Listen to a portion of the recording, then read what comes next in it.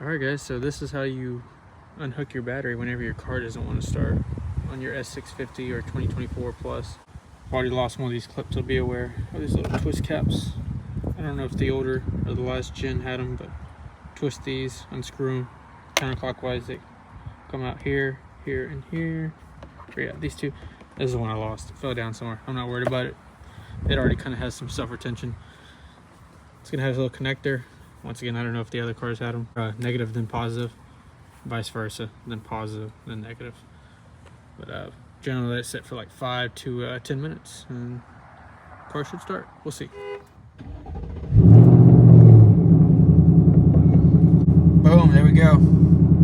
12,227. She's running strong. Like I said, guys, small issues, small quirks with the software, just until they push an update out.